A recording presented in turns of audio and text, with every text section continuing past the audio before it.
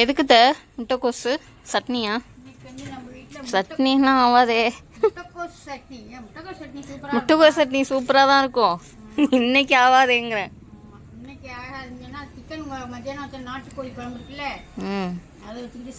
அப்புறம் எதுக்கு இது போண்டாவா என்ன?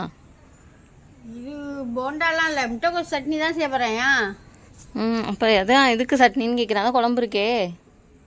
குழம்பு இருக்கு, கொஞ்சோண்டு சட்னி வச்சாக்கா தொட்டிட்டு சாப்பிடலாம். குழம்பு கொஞ்சம் தான் இருக்குது, பத்தாது. ஏன் என்ன வேணும்? ஏதாவது ஸ்நாக்ஸ் செய்யலாமான்னு கேட்டேன். போண்டா மாதிரி எதுவும் எல்லோரும் வீட்டில் இருக்காங்களேன்னு. முட்டைக்கோசை பார்த்தோன்னா போண்டா. காய்கறி போண்டா செய்வாங்கள்ல, அதுக்கு உருளைக்கிழங்கு வேக வைக்கணும். அது பண்ணி இது கேரட்டு பீன்ஸு நிறையா காய் வேணுங்க. இது ஒன்றையும் போட்டு செஞ்சால் நல்லா இருக்காது. இல்லைன்னா வேறு ஏதாவது செய்வோமா? முட்டைக்கோசை வச்சு வேறு என்ன செய்யலாம்? அன்னைக்கு ஒரு வீடியோ காமிச்சிங்கல்ல, அந்த மாதிரி செய்வோமா? கேரட்டு முட்டைக்கோசை சீவி போட்டு. கேரட்டு கிடக்கா? கேரட்டு கிடக்கு, எடுத்துகிட்டு வரவா? சரி, கேரட் எடுத்துட்டு இந்தாங்க. சரி, அப்போ நான் இதை சீவி தரேன். இதை கேரட்டு சீவிடுறதுல சீவி கொடு. சரி, சீவி தரேன். நான் சீவிட்டு வரேன். வேறு என்ன வேணும்? இது அப்போ நான் என்ன வேணும்னா அது செய்யல ஒன்று ஒன்றா செய்வோம். நான் மறந்துட்டேன் அன்னைக்கு காமிச்சது. இதை வந்து நீ இது பண்ணிட்டு வா. கட் பண்ணி கொடுங்க. கழுவிட்டு வா. கழுவிட்டு வரவா? திங்கிறதுக்கு வேணுமா? எல்லாம் வீட்டில் இருக்காங்க. மானத்தை பாருங்க எப்படி இருக்குது. ஒரே இருட்டிட்டு மானம் மழை வர்றது மாதிரியே இருக்குது. இந்த மாதிரி டயத்தில் தான் திங்கிறதுக்கெல்லாம் தோணும். திங்கிறதுக்கு நம்மள்ட்ட இருக்குது, இருந்தாலும் சரியாக போயிட்ட ஒன்றும் இல்லையா கையில் முறுக்கலாம் இருக்குது. மழை டைம்னா சூடா பஜ்ஜி போண்டா பஜ்ஜி வேணுமா இந்த மாதிரி தான் சொல்லிட்டு இப்போ நம்மள்ட்ட இருக்குது. கேரட்டு முட்டைக்கோஸ் இருக்குது. இப்போ முட்டைக்கோஸ் சட்னி வேணாம்ல? வேண்டாம் செய்யலாம். வேண்டாம் வேண்டாம், சரி, அதை குழம்பு வச்சுவோம். சூப்பரான 3 வகையான பொடி இருக்குது. சிக்கன் குழம்பு வச்சுக்கிட்டு சாப்பிடுவோம். அப்புறம் வந்து இதை நீ கட் பண்ணிவிட்டு கழுவிட்டு எடுத்துலாம். நான் கட் பண்ணி சீவி கொடு. நான் ஒரு சூப்பரான இது வரையுமே நீங்கள் பார்த்துருக்க மாட்டீங்க. அந்த மாதிரி சாயந்தரம் ஸ்நாக்ஸ்லாம் ஒன்று செய்ய போகிறேன். என்ன செய்யணும்னு பார்ப்போமா? வாங்க. திங்கிறதுக்கு வேணுமா? எல்லாம் வீட்டில் இருக்காங்க. மானத்தை பாருங்க எப்படி இருக்குது. ஒரே இருட்டிட்டு மானம் மழை வர்றது மாதிரியே இருக்குது.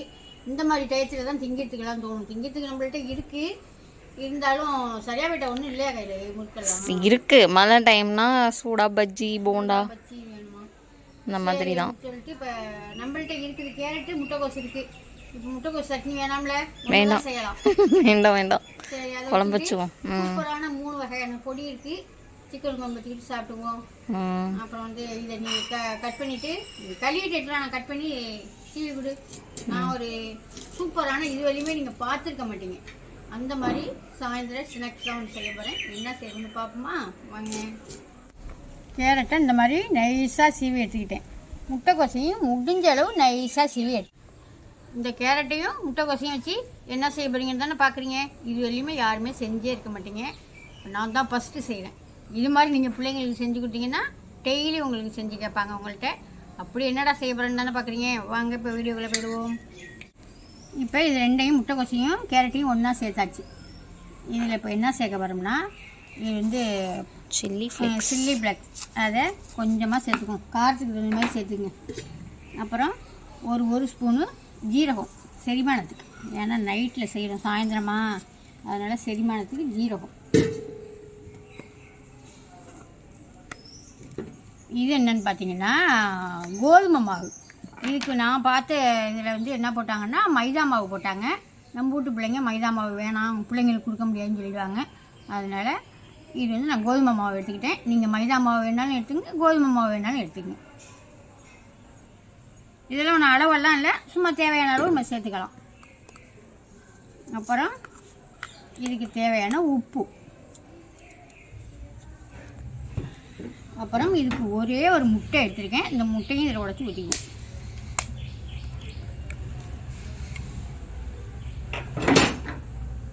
இதுக்கு தண்ணி எல்லாம் தேவையில்லை. நம்ம முட்டைக்கோசு அப்புறம் முட்டை உடச்சி வச்சுருக்கோம், கேரட்டு எல்லாமே தண்ணி சேர்த்து உள்ளது தான். அதனால் நம்ம எல்லாத்தையும் சேர்த்து பிணைஞ்சி பார்ப்போம். பத்தெல்லாம் கொஞ்சமாக தெளிச்சுக்கலாம்.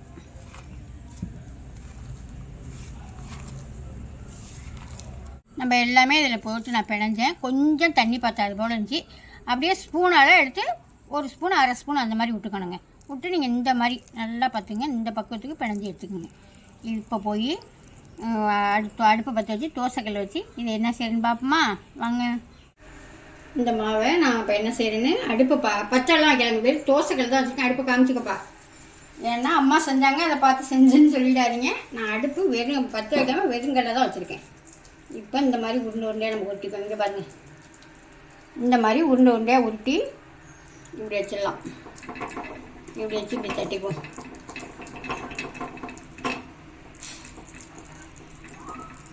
ஏன்னா நம்ம அடுப்பு சூடு பண்ணோம்னா இதில் நீங்கள் இந்த மாதிரி ஓட்டை போட முடியாது.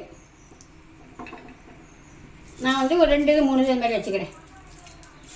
என்ன இது அவ்வளோதானா? நடுவுற ஓட்டை தானா? இப்போ அடுப்பு பற்ற வச்சு நான் கை கழுவிட்டு வரேன். அடுப்பு பற்ற வைக்கவா? ஐயோ பற்ற வச்சிட்டியா? சவுண்டை கொண்டு ருத்துமா. முட்டை இருக்கு. அதான் இருக்காது.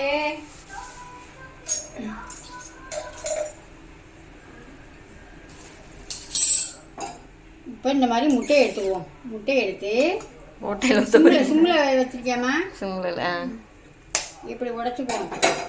உடச்சி அப்படியே பொத்துன்னு இது மாதிரி. அவ்வளோதான். இந்த ஒடியாது பரவாயில்லையா? அது முடியாதா கட் பண்ணி எடுத்துக்கலாம். இல்லைன்னா 2ல் கூட ஊற்றிக்கலாம்னு சொன்னாங்க. ஒன்று ஊற்றிக்குவோம், கட் பண்ணி எடுத்துக்கலாம்.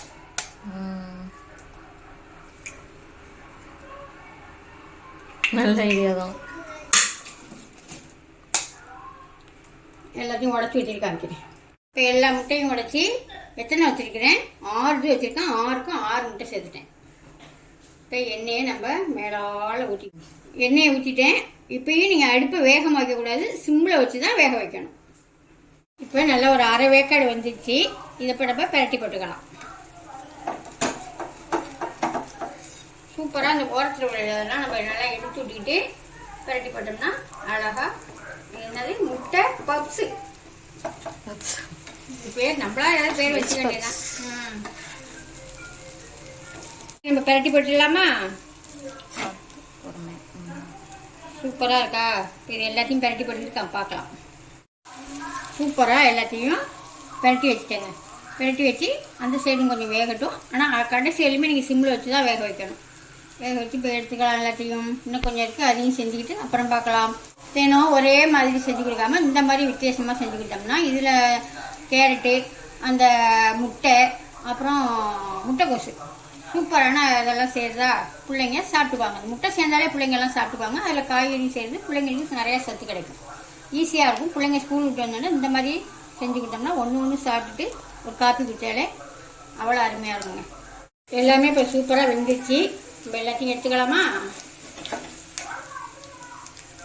அவ்வளோ அருமையாக இருக்கு பாருங்க.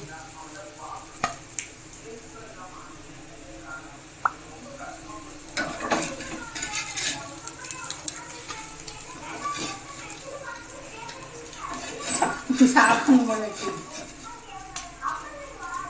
நல்லா push push push push push பர்டு பண்ணா இருக்கு. ஆமாம்,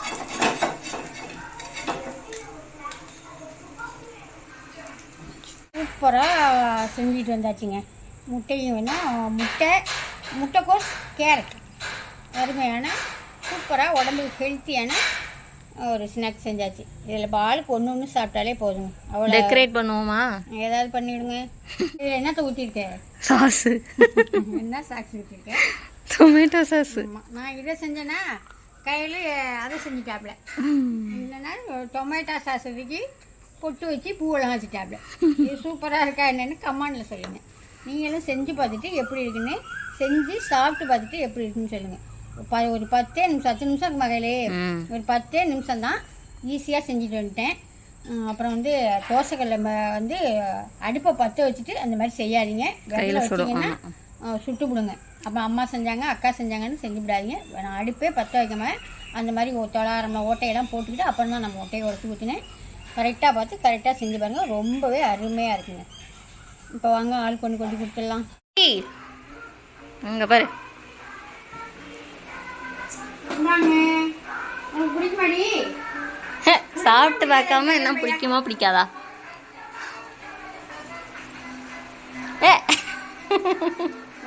சொல்ல மாட்டாங்க.